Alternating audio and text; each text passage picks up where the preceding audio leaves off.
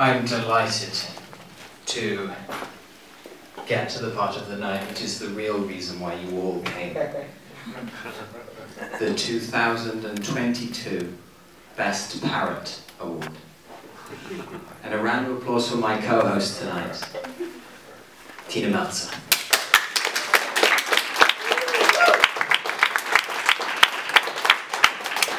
Tine, you're looking fabulous tonight. Thank you too. I especially like your pants. Thank you so much. Parrots, parrots, parrots. The 2022 Best Parrot Award. Awards are important. We all know why awards are so important. If we didn't have awards for parrots, how would people who don't know anything about parrots know which is the best parrot? If we didn't have an award for parrots, how could it be that there would be one happy parrot and thousands of sad parrots?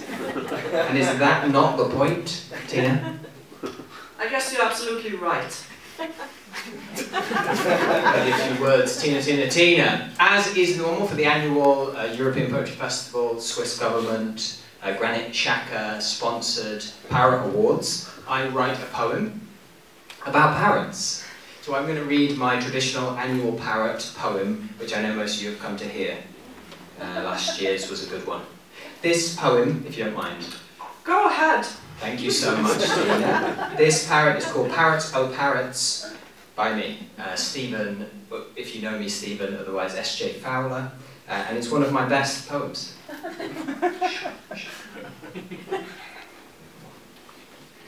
Parrots are great because they will only say to you what you say to them. Parrots are great because they are the ultimate agreement avians. Parrots are great because what could be better in our time than all feathers together? Parrots are great because they are the mirror birds who defecate liquid. Parrots are great because they are the winged plants in your mum's new kitchen extension. Parrots are great because they are a tinted window where all the poetry is opinions and your biographical note shifts the units. Parrots are great because they have the hollow bones of once-were dinosaurs. Parrots are great because they are the pirates' sodomy and greed. Parrots are great because they remember like a tiny, weak elephant, and you would do well to remember that birds of a feather attack together. Applause. That was really great. That was fantastic. That was his last poem. That's so nice. I'm going to do it one button. Stop. To business. The winner of the 2022 Best Parrot Award. I know you're all sweating a little bit in anticipation. Well, funnily enough, the winner, and the process was objective, it was certified, it was encrypted, so it's not worth looking into, but the winner this year, Tine Melzer, ladies and gentlemen, a round of applause for the winner.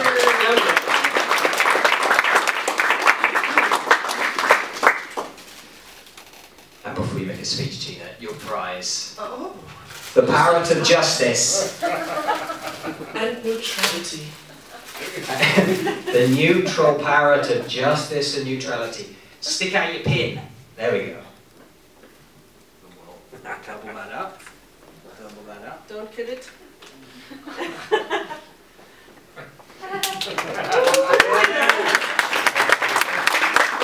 Sweet.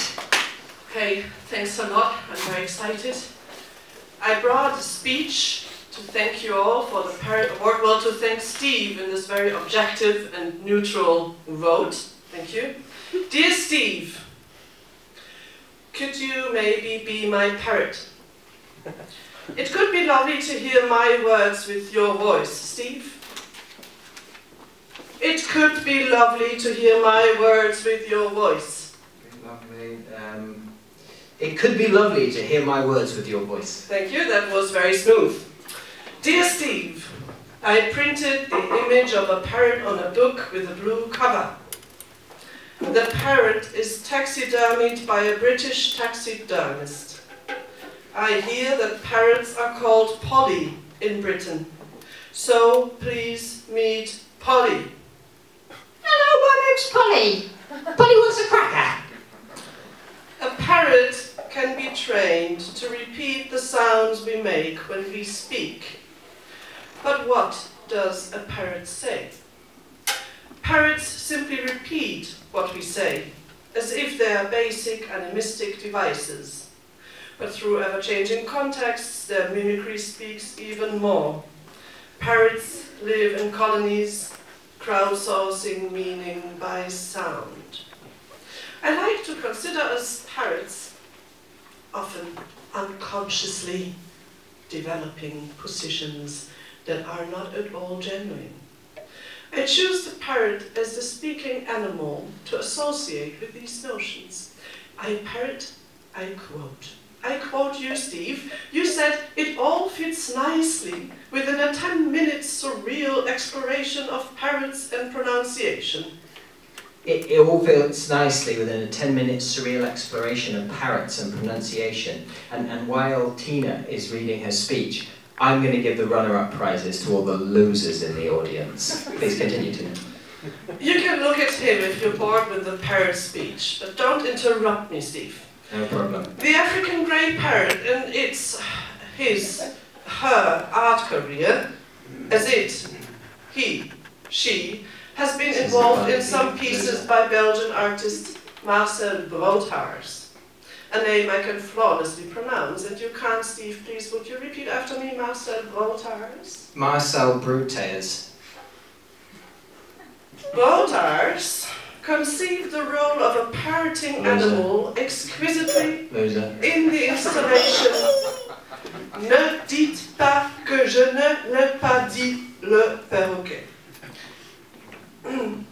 This means, don't say I didn't say so, Steve. Don't say I didn't say so.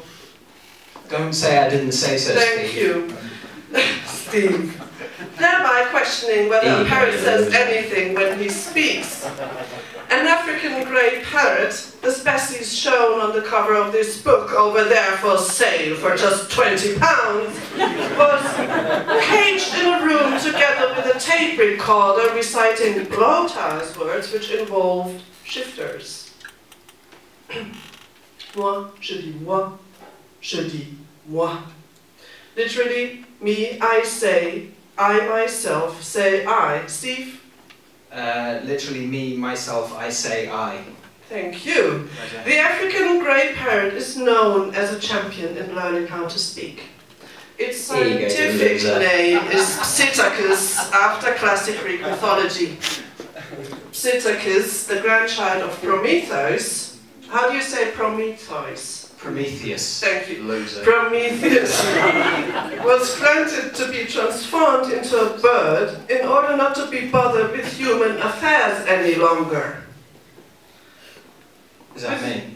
Yeah, it's turned into a bird not to be bothered with human affairs anymore. Thank you. With Broodhaars words saying moi, je suis moi, me, I am I, me, I am I. Me, I am I. Thank you. We can by this naturally use the shifts in English as you say I and I say I, and already meanings have shifted. Loser. Loser. Swiss loser. How they have shifted in terms of cultural value. A certain Bruce Thomas Burra sorted things out for us. He wrote about the 2,500-year-long fascination with the world's most talkative bird. The book is called Parrot Culture. Penguin for the loser at the back.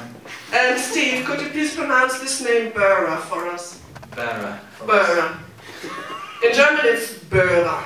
In Dutch it's Boera. Boera. In English it's? Burra. Thanks.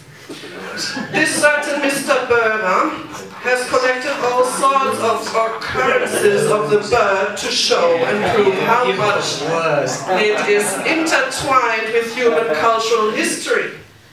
How the parrot used to be a sign for colonized countries far away, and then had its downfall to be merely a company of robbers and outlaws like the pirates. Pirates and parrots. Pirates and parrots. Parrots. Parrots and Thank pirates, you. no worries. Burger reports, biblical sources, literature, map-making and other obscenities, playing shifting roles throughout the centuries and so on, and I will not read the whole book to you tonight. But Burger quotes other British outlaws who even appeared on television. Say television. Television. Thank you.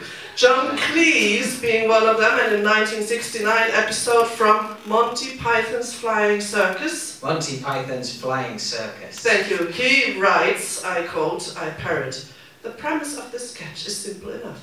A man returns to a pet store because the shopkeeper has sold him a dead parrot.